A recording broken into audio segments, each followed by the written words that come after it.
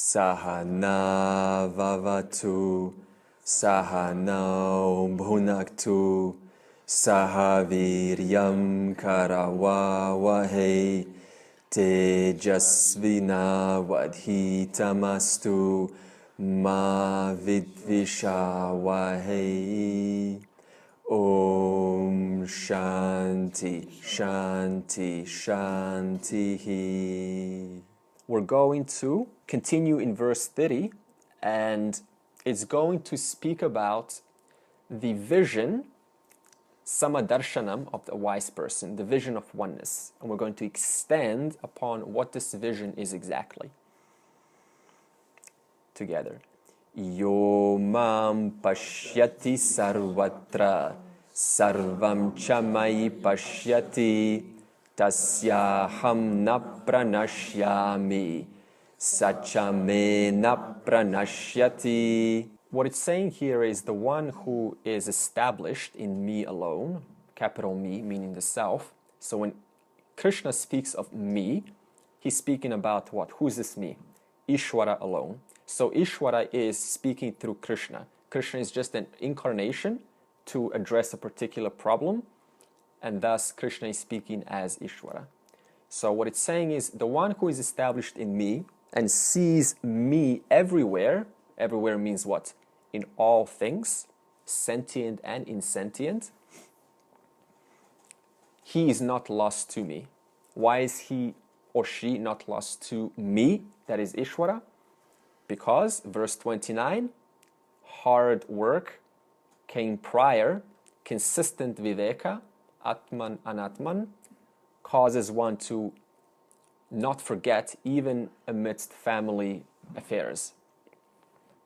So, in verse 30, we're now beginning an important topic or introducing of bhakti. So, Krishna has not spoken about bhakti, that is devotion. Krishna will briefly introduce non-dual Advaita Bhakti. Advaita Bhakti, which is the greatest. Why is it the greatest? Because to see Atma in all, what greater is there than that? To see Ishvara in everything. That is, to see not only Ishvara in a particular form, it's called Ishta Devata, a personal form. Like I see it only in Jesus, you see it in Krishna, someone else sees it in Rama, someone else sees it in Allah. That's not what we're talking about. That's all lower form of bhakti, which we will now get into. The highest form of bhakti is to see the one same Ishvara in all things, not just in a temple or a church, but in the smallest, most ordinary and mundane things in life. In other words, to appreciate Atma, meaning the self, which is in and through all things, that is the highest bhakti. What is Atma? The self. What is the self? Awareness. Awareness meaning what? Brahman. So, to see the self in all things, what is the self? Consciousness, which is operating through this body-mind complex, is the same consciousness that is operating through your body-mind complex. The body-mind is different, the consciousness is the same. Now, to see that consciousness, see means what? To understand that that consciousness that I am is also the consciousness operating in every body here, that alone is the absolute highest bhakti, which means that to understand that Atma is my nature, and that same nature is also your nature. Or from your point of view, you also say, Atma is my nature, and that nature is also your nature, from your point of view. So, Atma is one. Everyone listening here, it's the same consciousness operating through different body minds. This is why we all have a different personality, because every mind has a different complexity. So obviously everyone's going to be different. Sarvatra Atma Darshanam, the vision of Atma, is actually what? Sarvatra Ishvara Darshanam. That's an important statement. To see yourself in everyone is to see God in everyone. Sarvatra Atma Darshanam equals Sarvatra Ishvara Darshanam. To recognize yourself is to recognize God. Where is God? Your awareness is Ishvara, and Ishvara is your awareness. Remember, Ishvara is not apart from Brahman. Because what do we say about Ishvara? When Brahman's power, Maya Shakti, expresses in creation, that Brahman takes a new name called Ishvara. So thus, it means what? Ishvara is actually of Brahman. So when I say to see Atman in everyone, I'm actually saying what? To see Ishvara in everyone. Why? Because Atman is Brahman, and Ishvara is not apart from Brahman. So to recognize your awareness is to recognize God. So this is the highest form. And how is this highest form that we speak of possible? Only through self-knowledge. Atma Jnanam. So we're not speaking about a lower form of bhakti. What is lower form of bhakti? It is to say that Lord is not everywhere. That means to limit God in a particular place, in a particular mind for a short time, between 8 and 9, or 7 and 8, or whatever time. As soon as the meditation ends, God goes. So this is a lower form of bhakti. Now, when I say lower, I did not insult or put it down. I just said it is a different level. So this is simply about recognizing what belongs to where. Everything is a stepping stone. I can only get to a higher step if I stepped on a previous lower step. In the same manner, lower form of bhakti, that is to recognize that God alone is in one form, is only what? A stepping stone to ultimately recognize that Ishvara is not only in one form, but it's in all forms. Even in the Bhagavatam, the Gopika Gita, there is a story of the gopis who worship the Lord, and they're happy when he's there. But obviously, when they stop thinking about him, the Lord goes away. So then they cry. So this is all a lower form of bhakti, and it is necessary. So the higher form of bhakti is not this, just to be very clear. This means you can never be away from the substratum or the truth of the entire universe. Thus, there is nothing that you can specifically pray to which is more important than anything else. This means a street is equatable to a temple. Ultimately, it's all one and the same because it represents temple, so we would associate a higher status to it, and thus we express a greater devotion to a temple and less devotion to a street. And yet, ultimately, they're both just Pancha Mahabhuta, 5 elements. The lower form is what we call apara, matter, or form bhakti. That means I am devoted to a particular form. Another name is Advaita bhakti. That means bhakti which involves me to see Ishvara in one form, but not in another form. Or another name is Bheda bhakti. Bheda means body. In other words, to demonstrate devotion towards a particular body. So after this lower bhakti, we have to then eventually come to the stage of gaining self-knowledge. In fact, one recognizes the limitations of praying to particular Ishta Devata, and this limitation transforms into looking for the answer. I'm saying this because nothing deserves to be put down in this world. It is just a stepping stone to the higher. And you can see how everything in this world just operates as a stepping stone. Why are we here? Because we were on certain stepping stones which led us here. So this Atma, which is what? All-pervading, Krishna says, is actually Ishvara. So now you have to start to understand that your awareness is Ishvara. And Ishvara is not apart from what? Brahman. So again, a personal God is not the real Bhagavan, because it is limited to space and time, to a particular place. We call it Maya Manusha Veshaha. Manusha means human, Veshaha means costume. A Maya generated human costume. So this kind of form is not real or proper. As I said, it's only a stepping stone. If I'm praying to a particular form, which is what? Of Maya, Maya Manusha Veshaha, and at the same time, why am I praying to the form? To try to discover the truth, to quote, get out of Maya. So what? I'm praying to a Maya human costume, reinforcing Maya, while my attempt is to get out of Maya. So this is why one has to eventually move up, because it's a cycle of spiritual samsara. It seems like I'm doing some effort by going to temples, offering flowers, prostrating, but actually I'm what? Individuating the whole into a particular. The whole being Ishvara, and I'm putting it into a limited, finite form. So this is the essence of Advaita Bhakti.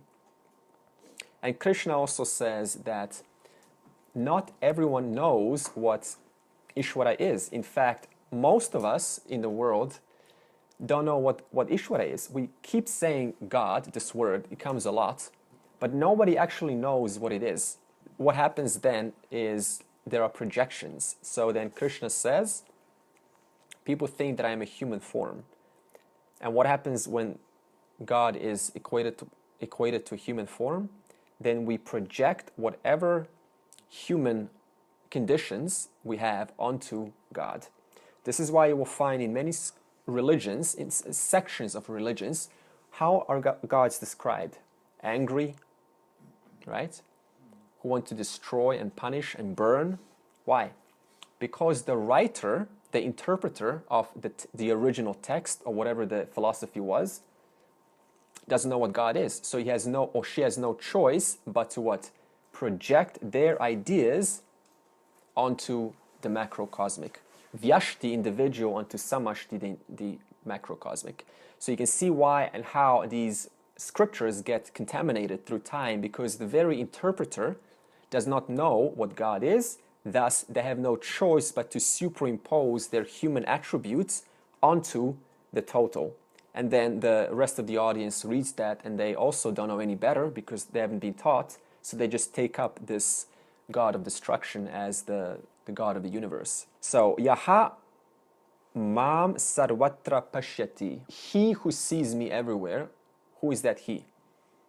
A jnani. So that person sees Atma everywhere. Means what? He actually sees the Lord everywhere. Because Atma is not apart from the Lord. If you see yourself, if you recognize yourself, you're recognizing what? God. That's why it's not a big thing. It's not strange to know what God is. How do you know God? Who is the one that's aware?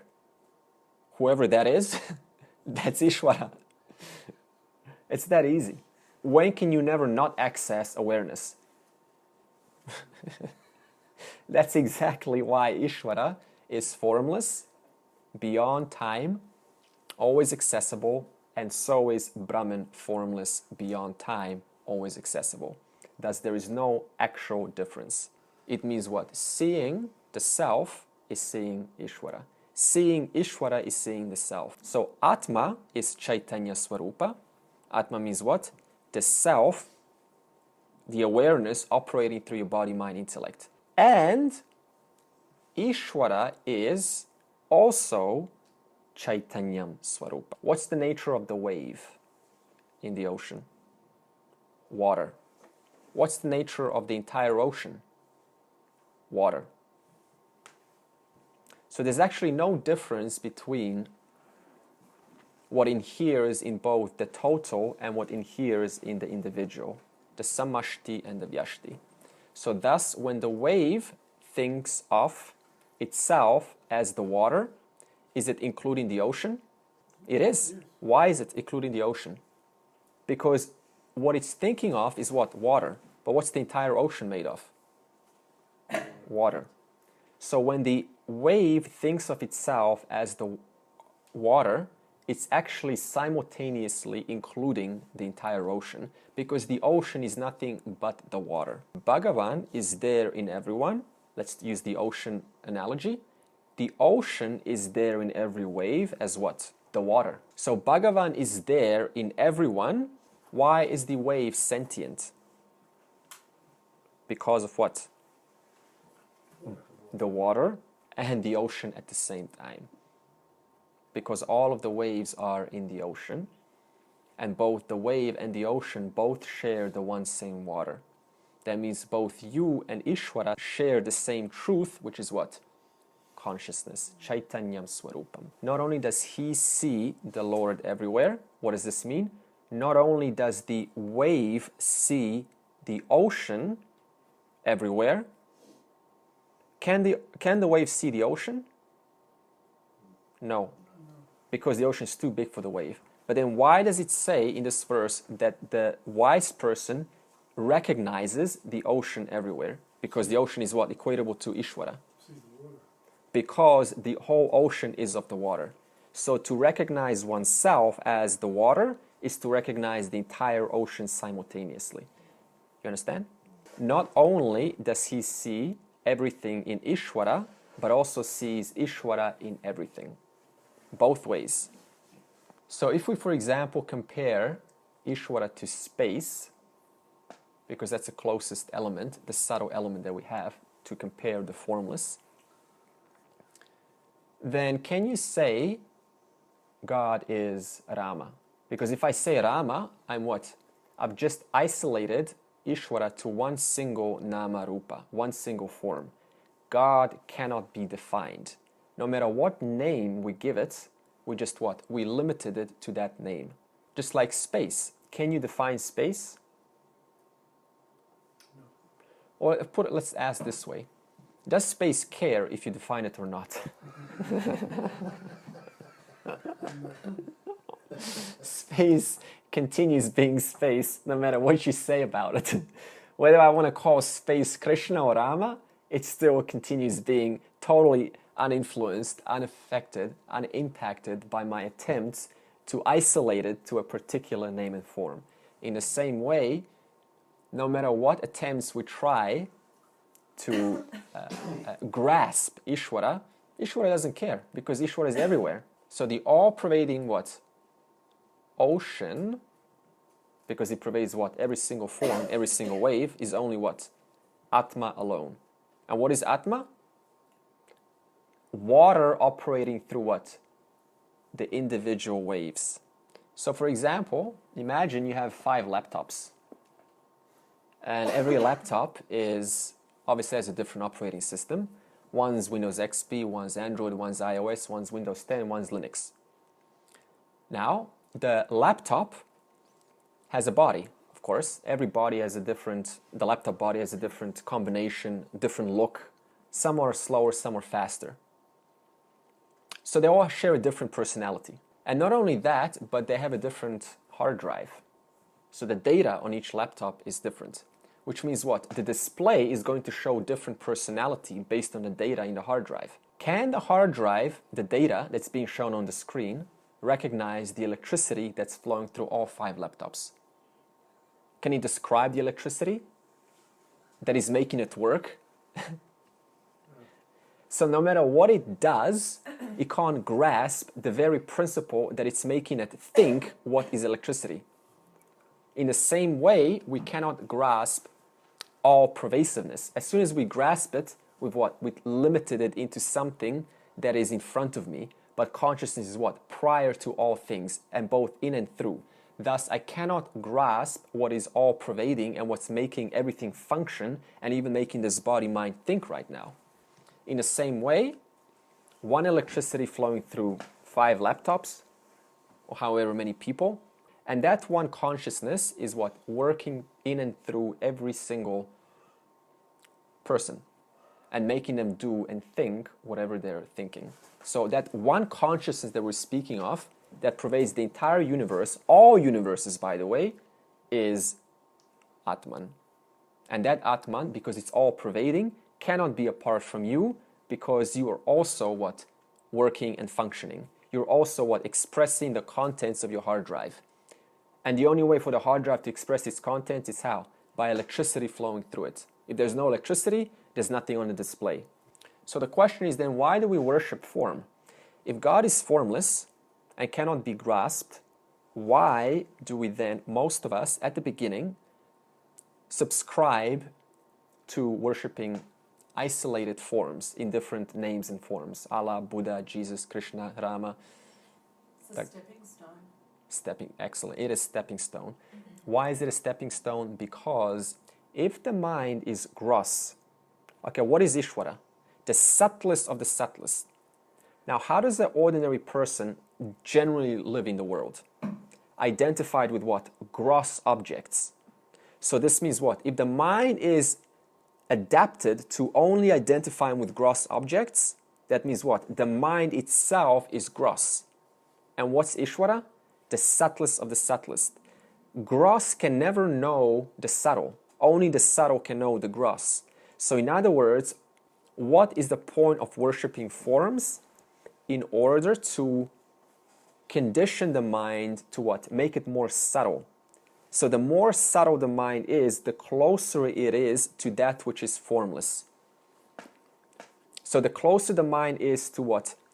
A stage of subtleness, the more easier it can appreciate this Atma, the truth in all things, Ishvara. This is why it's very hard to know God other than just mere intellectual words. You know, God is all-pervasive, omniscient, omnipotent, all these words that fly around. They're all what? They're just words, gross words. But to actually appreciate what it means to say that, only the one who's got a subtle mind, to them it's an entirely different story or experience to say that God is omniscient. Because why? The mind that's subtle, when it says it, it's a different experience than the one who's gross. So it really is coming down to making the mind extremely subtle, which is why chapter 6, Jnana Yoga, involves meditation, nididhyasanam, constantly abiding in this knowledge to make the mind subtle. Why do we want to make the mind subtle? To appreciate the self. What is the self? Ishvara. Ishvara and the self, they're not apart. So this means that a jnani is never apart from Lord, from God.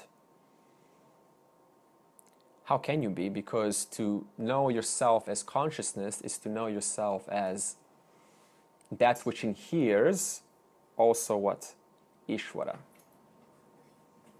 So you cannot say, I am God. Please notice. The wave cannot say, I am the ocean. Is there any confusion about that? The wave can only say what?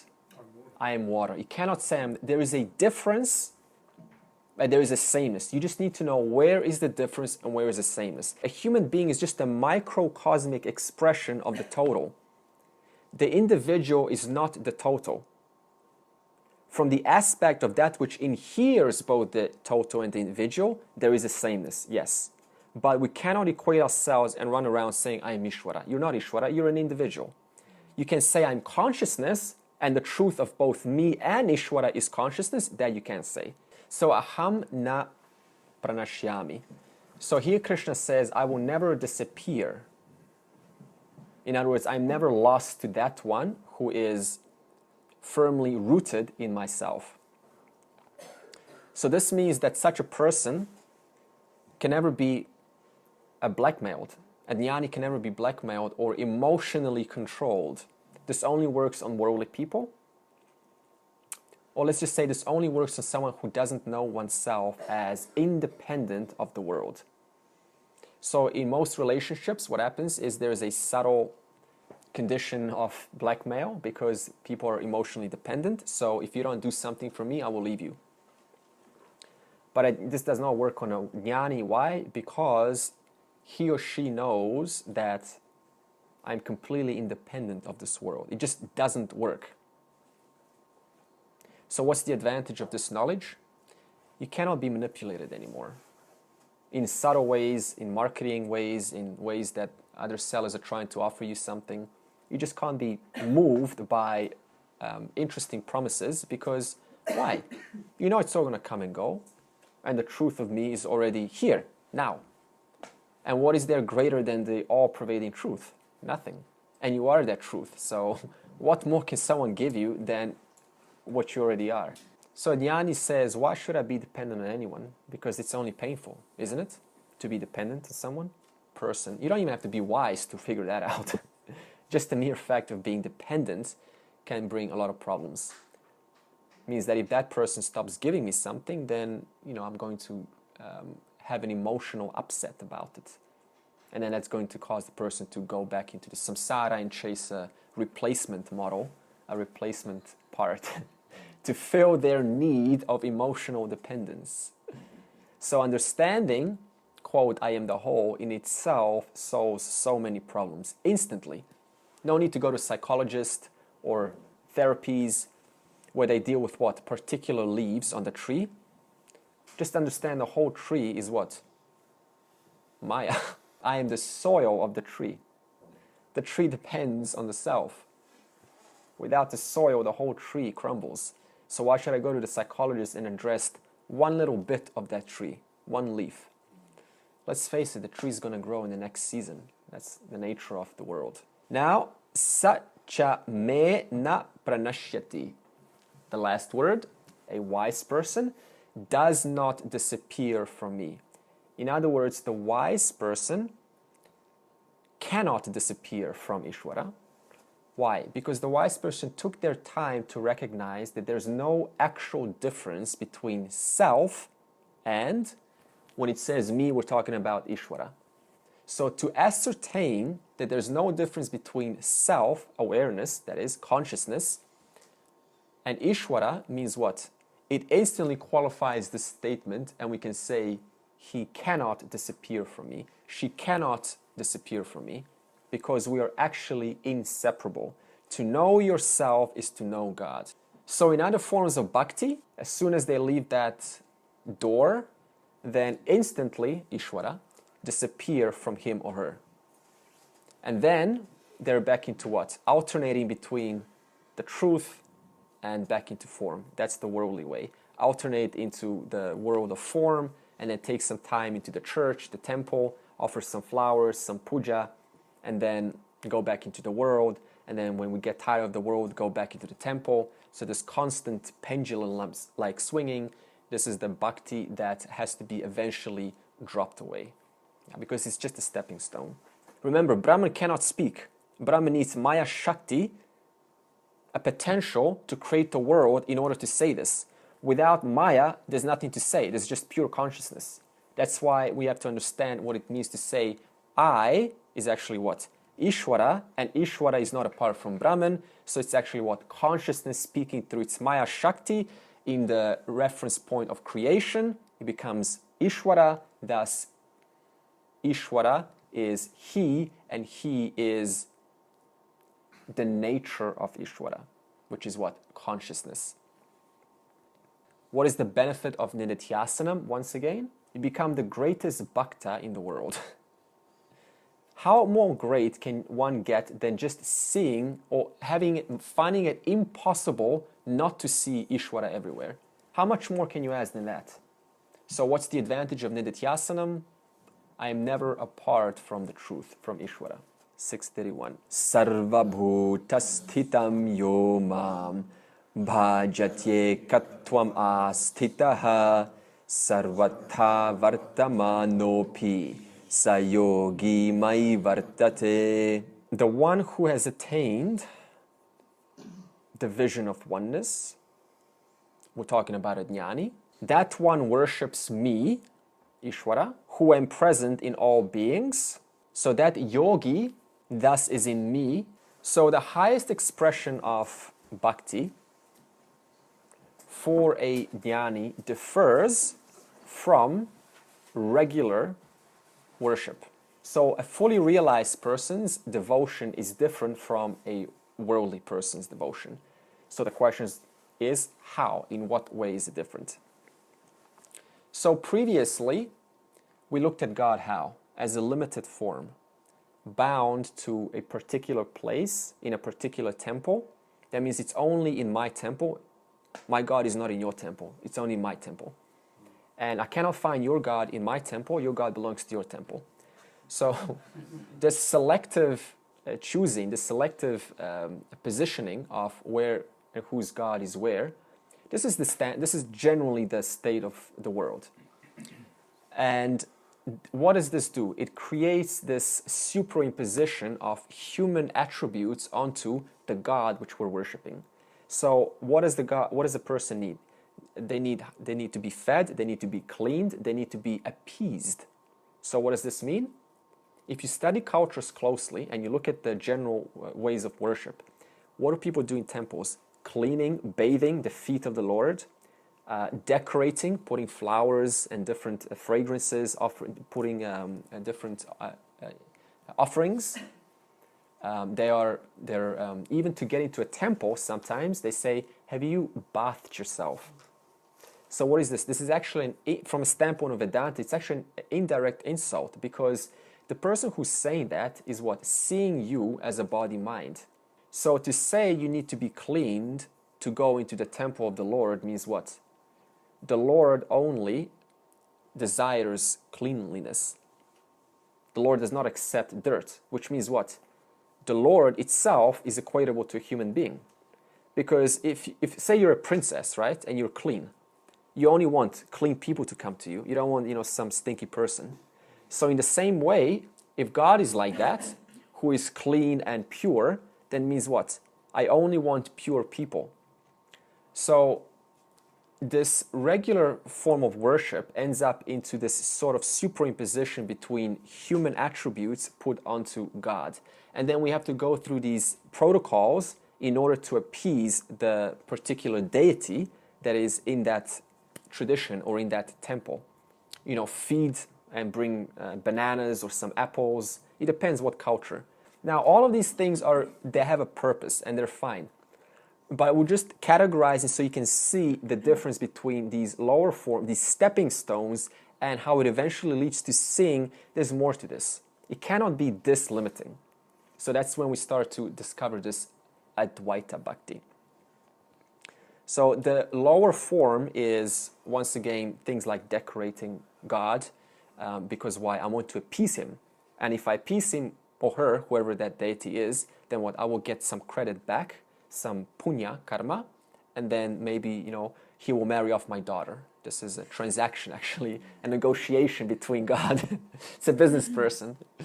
So then we sort of kind of settle for this, this devotion, and it's fine. It goes on for a while.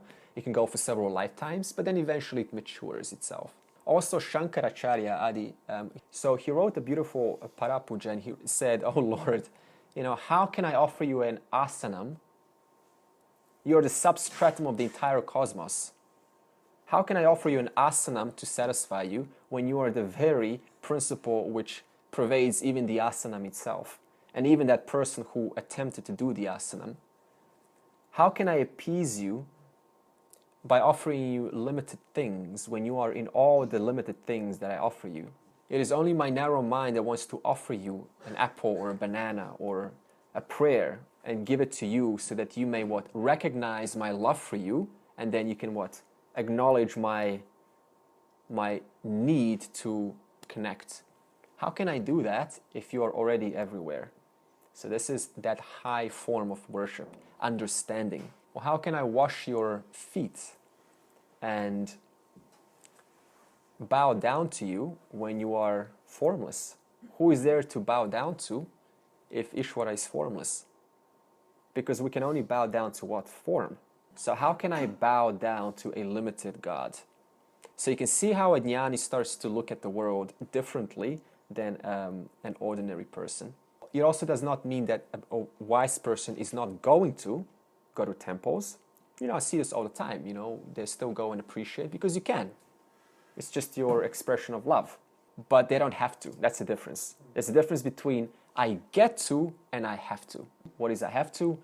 Because I feel small. And if I do this particular ritual, the siyajna, then I will feel a little bit better. I feel a little bit fuller. So that's the difference. So to a wise person, these pujas are meaningless. They're irrelevant, basically. That's what we're saying. They have no meaning because what? You cannot be away from the truth. It's just like to a small child, toys are very meaningful. But when you grow up, the very toys that you would fight over and pull your sister's hair now are just generally meaningless. They're valueless because you just see the truth of that. It's not like you're putting down the toys, you just see toys, right? Toys, it's just that. There's nothing more. In the same way, the wise person doesn't put anything down, they just see temple. That's it. And also even inviting God becomes meaningless. How can you invite what is already there? And to invite what means instantly Advaita Bhakti. That means God wasn't there before and now I need to what? Invite him from some different existence to come into this existence so that I can appreciate that existence which wasn't there prior to the prayer. So even prayer, what's the point? Who are you praying to? You're already established in the truth. So how can I pray to what's already the fact? Of course, prayer has its purpose, by the way. We can invoke certain devatas and they do provide benefits, but that's a different topic. How do you think the jnani's expression of bhakti looks like? The jnani's expression of bhakti is in the very appreciation of the nature of Ishvara in all things. Everywhere I look is Ishvara. And that is what? Knowledge. That's not an emotion. That is knowledge. So a jnani's expression of devotion is in the form of what? Knowledge. Not knowledge as in I know something. I'm talking knowledge as in I'm rooted in that knowledge. Just like you're rooted in the knowledge of driving a car. You don't have to think about it. It's just normal. In other words, it's good. So in other words, it's never expressed and it's expressed all the time. It's expressed all the time that it doesn't look like a individual expression. Okay, and how does he worship? Perception of me means what? Krishna, Ishvara.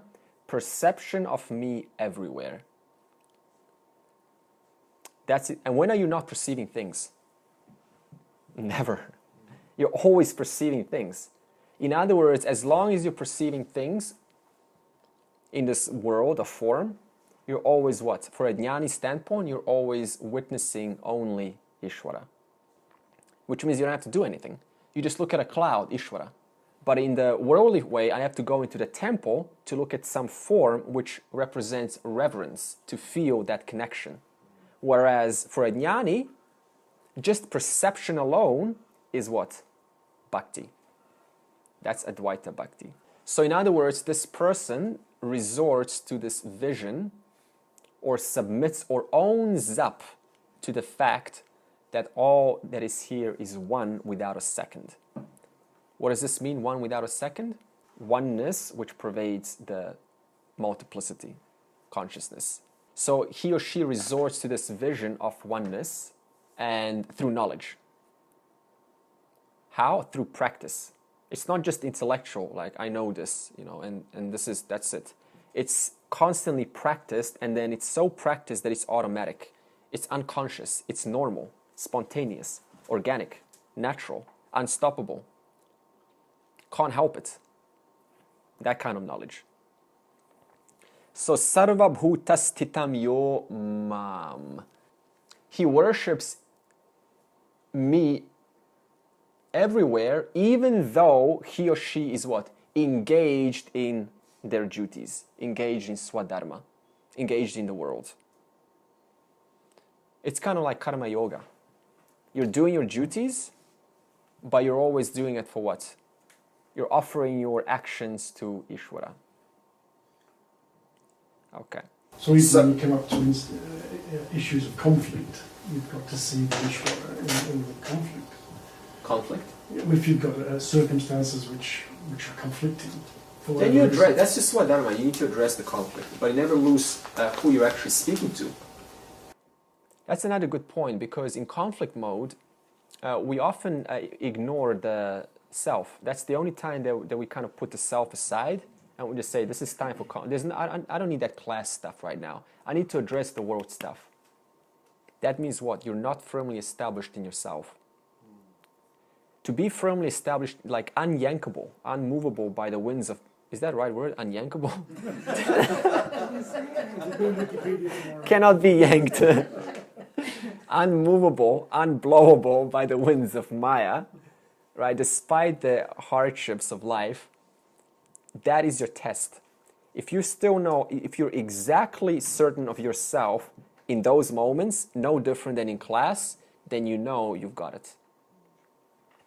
I mean, you got it means what? That means you've done your work, you've done the hard work, as we spoke a lot in verse 29 last week. Hard work through practice. So the wise person never loses track that I'm actually speaking to Ishvara, and this automatically changes the attitude where it's not going to be so harsh, so rude. There's going to be a certain level of respect if I know constantly that actually I'm only speaking to a different form pervaded by the one self. It automatically changes the attitude. And so this person remains in what's called Advaita drishti. Drishti means vision. In this non-dual vision of what? Of that oneness, which is chaitanyam, consciousness, while still attending to the duties of the world. So just so that's clear, attend the duties, but never lose track of who you are. And this person worships me without any special action or any special devotion. They are established in worship. They are worship itself. They're an embodiment of worship. Why? Because knowledge says I can never be away from Atman.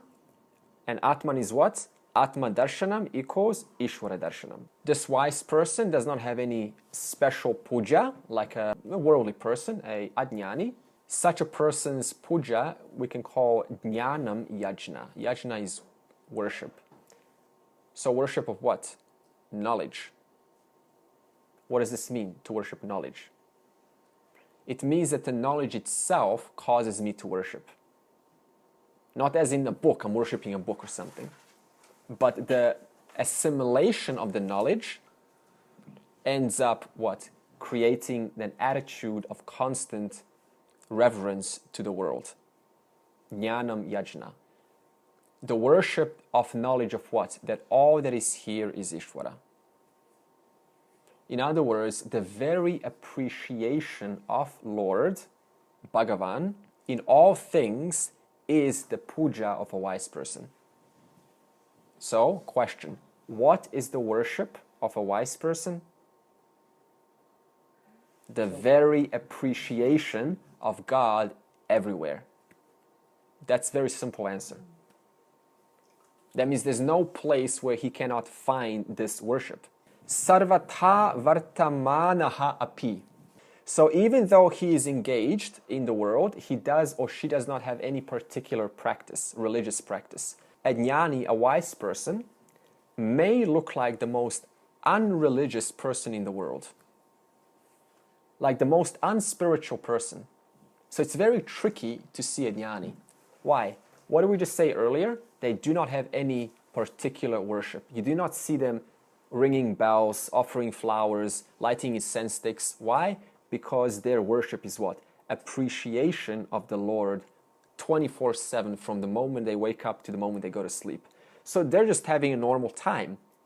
And if we look at them, it's like, where do you ever spend time for God? They're already established in that very truth. Thus they look what? Very irreligious, very normal, very worldly. See how counterintuitive that actually is. Also in Vedanta, often people think, your bhakti's gone. If you're in Vedanta, that's a common complaint. Where's your devotion? You don't ever spend time in the temple. You're just a normal person, just working, nothing special, right? Now, why is this a complaint? Because a wise person's bhakti has reached what? An invisible dimension, a formless dimension. Whereas a non-wise person's bhakti is what? Very visible. Flower, walk up to the altar, devote. Whereas a jnani's bhakti is invisible. So it's a different level, it's a different dimension. At the beginning, there's a maturity process. Like when two people come together, right, they're what? They're very physical with each other. A lot of kissing, hugging, they can't get away from each other.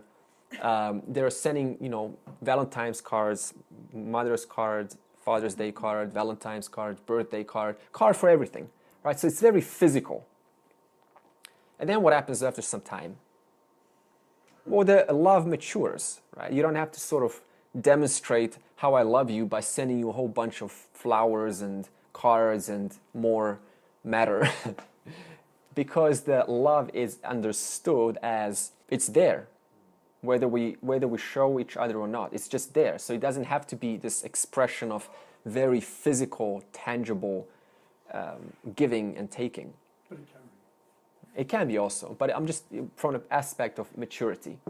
So in the same way, this bhakti turns from very physical and offering, and it's like very religious person, like very knots in the hair, how you call these, dreadlocks, and chains and om beads and all that. Very gross, very spiritual, very visible. Like, right, they've got their stuff. Posture straight, they're excellent.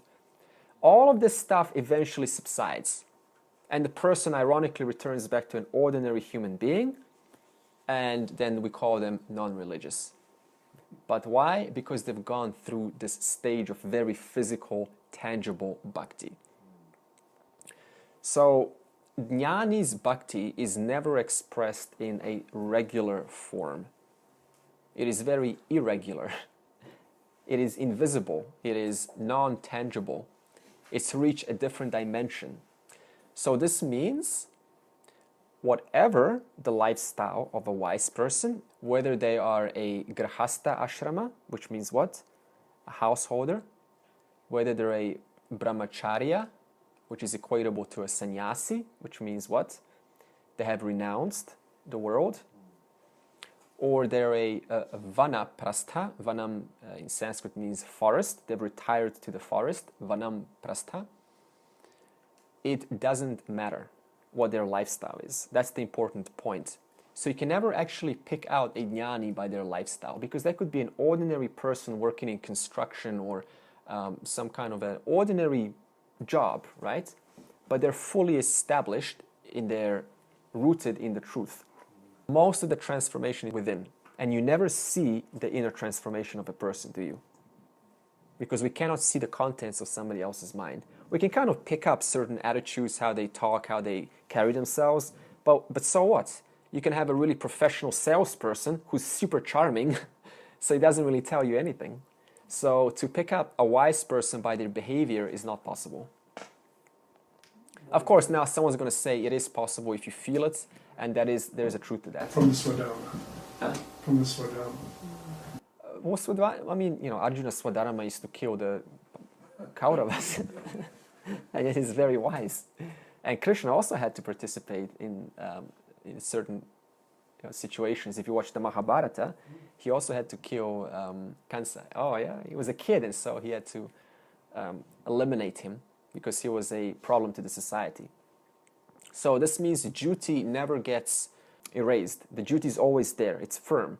But one never loses track of who they are. That's the difference. Whereas for a worldly person, they forget who they are while they're performing their duties. Mai vartate.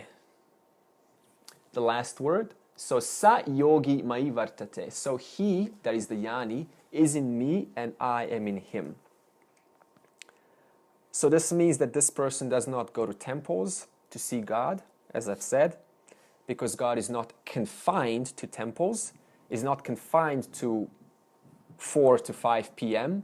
or a certain time or a certain place in a certain country, in a certain suburb, even though, as I said, in the initial stages, we absolutely require this. Why? Because the mind's still gross, and what does the gross mind identify with? Gross objects. Thus, we need a physical Jesus. We need a physical Krishna. We need a physical Rama, a physical Dakshinamurti, Vishnu, whoever it is. Because why? It represents the condition of the mind. That's how you can tell the general condition of the person. If they're very gross, it means what? Their mind, they're still working on their mind to make it more subtle. The more the mind gets subtle, the less these worldly religious practices are required. Actually, a nice story. One time a jnani came into a temple, and there were devotees who were worshipping Shiva Lingam.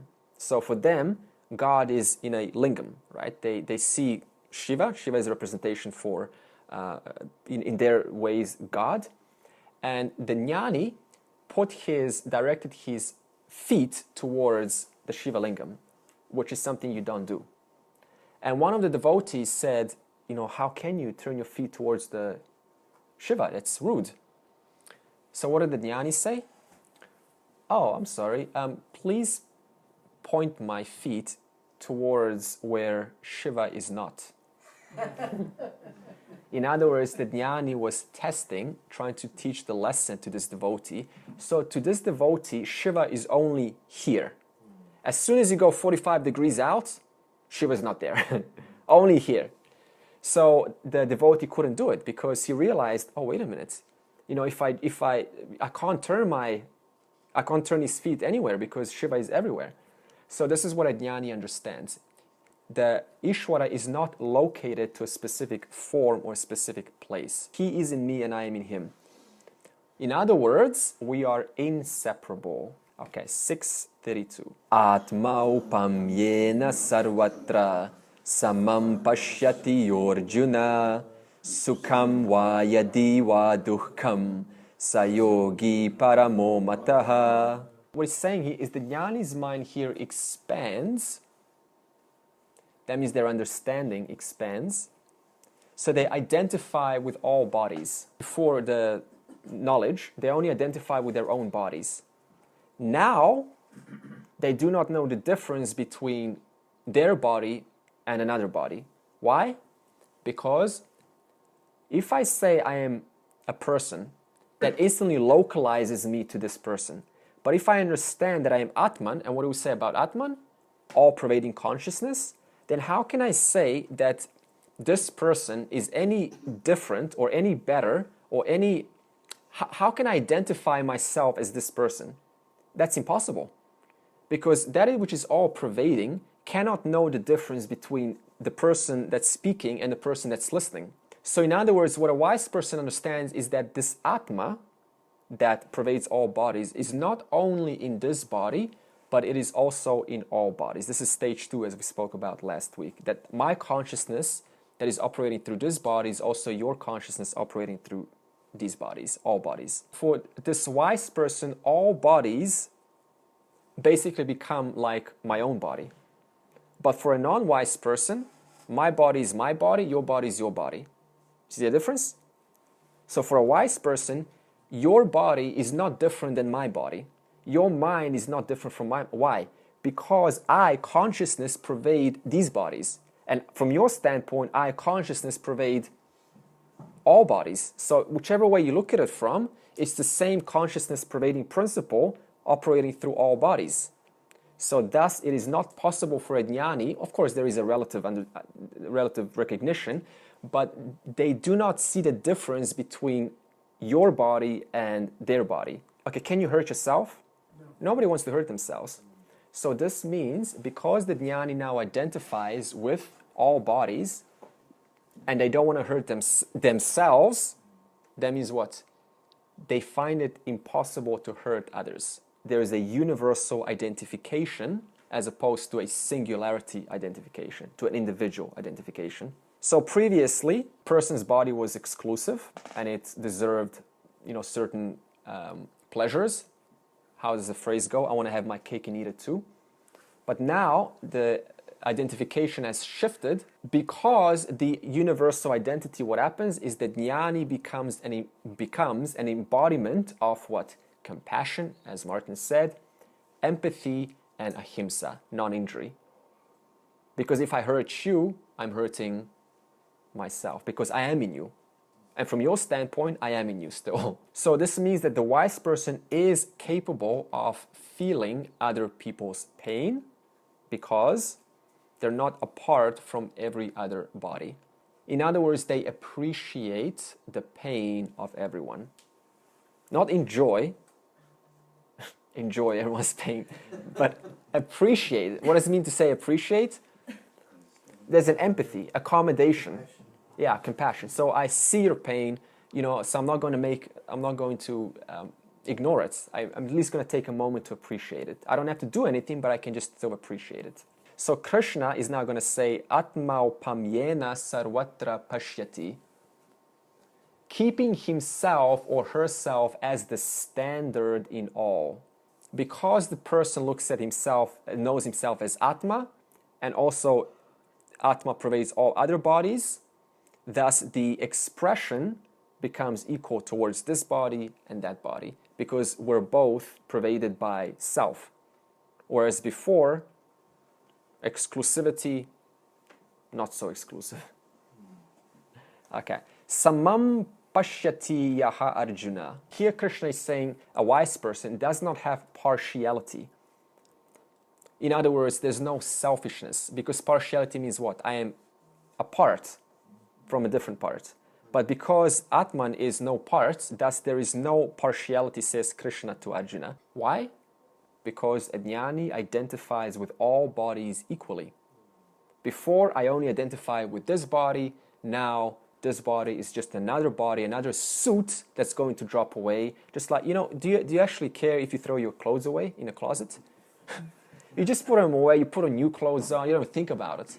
In the same way, a wise person does not really care if these clothes go off, and they will go off one day. So what? It's just clothes. You temporarily wear this suit in the world to operate till the last breath. You do what you do, and then let it go. Right? Why? Because there's no identification with it anymore. So this person then follows universal value, and that universal value is, I do not do unto others. Why? Because they identify with everyone equally. And if they do hurt, what happens is instantly, even a thought of hurting someone, instantly it's registered as a pain, like a knife. Why? Because the mind is so sensitive. Sukham va yadi va dukham. Okay, interesting statement. So the happiness, he sees happiness and suffering alike in others. This is a big benefit, actually. The wise person sees no difference between suffering and happiness in other people. So what this means is, okay, before, what happens if someone's happy? We get jealous. They're happy, I'm not happy. Suppose someone's in love, right? And you're like, my God, they're really in love. They got something that I don't have. I want that. But what is a jnani? My consciousness is not apart from your consciousness.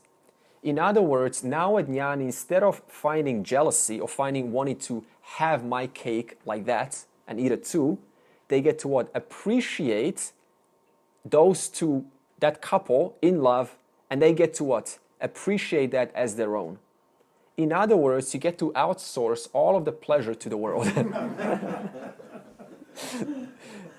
So that's the big benefit. For this reason, because the persons identify with everyone's happiness, they do not need to be happy themselves. Why? Because I'm already experiencing your happiness. I'm already experiencing the mother and the child coming together after a long time of not hugging, or some kind of a special moment, or a marriage event. How many of those events is going on right now, this second?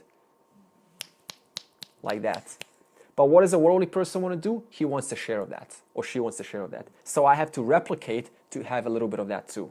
What is a wise person? Abides in the self, which is not apart from you. Thus, they're constantly established in the highest truth, in the highest enjoyment possible. I think I said this a couple verses ago. In the highest contentment possible, because I'm already pervading you.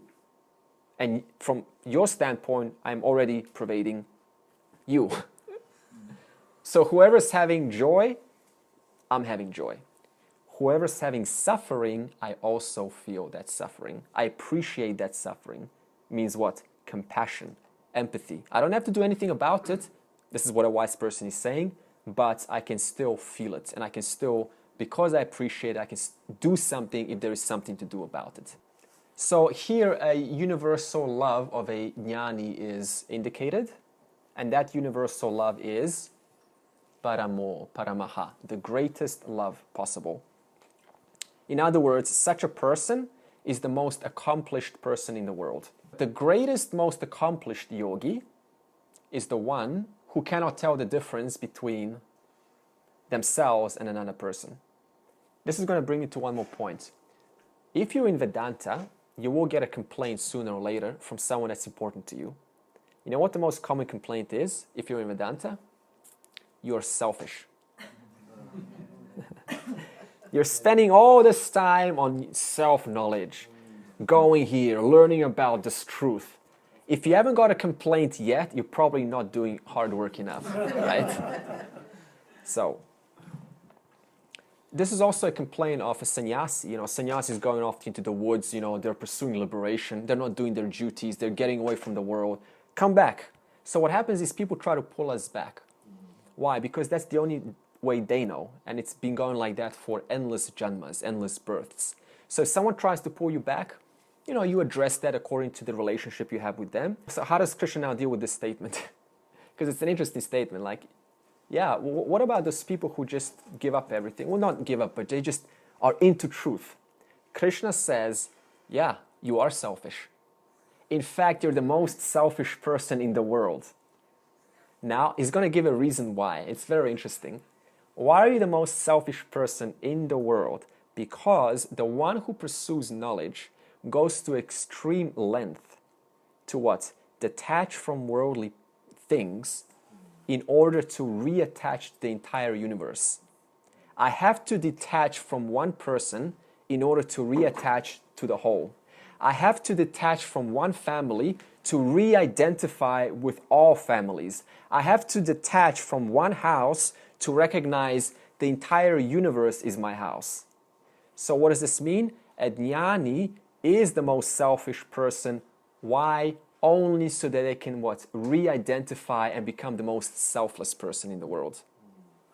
So what? One goes through this journey of initial selfishness, and it's probably going to be prominent and visible to others who love you, who are close to you, and there's going to be complaints, no doubt.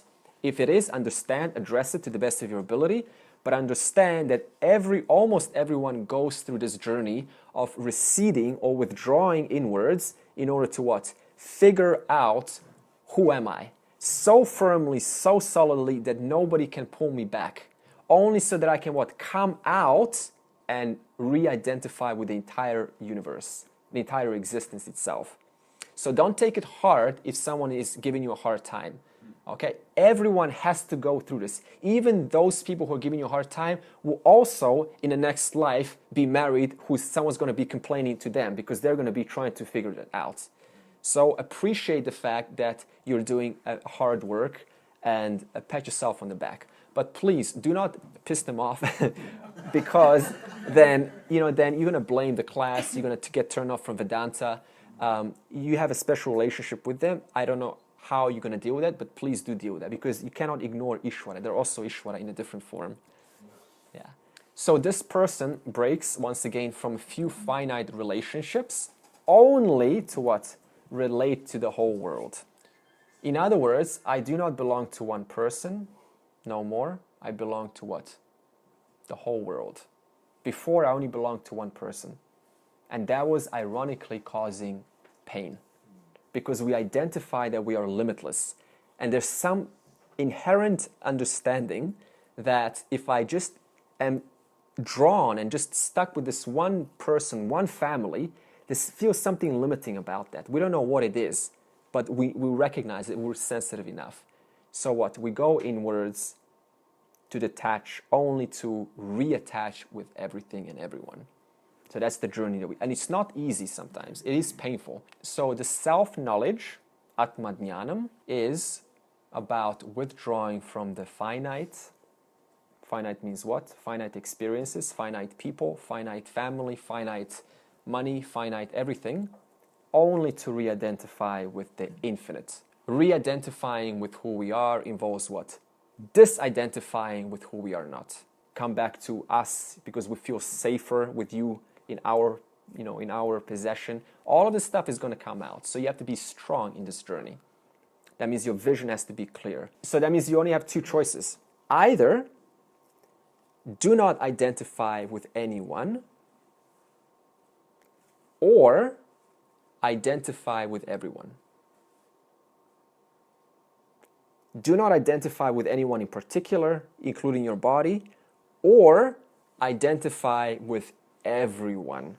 That's the only two choices you have. Basically, if you analyze that statement, you only got one choice. That is to... I was going to say, I'm so glad you It's a tricky one, right? Identify with everyone. Okay, so so what are we doing? Withdrawing from limited identifications of the world as a mom, as a dad, as a parent, as a sister, as a brother, only so that we have limitless identification.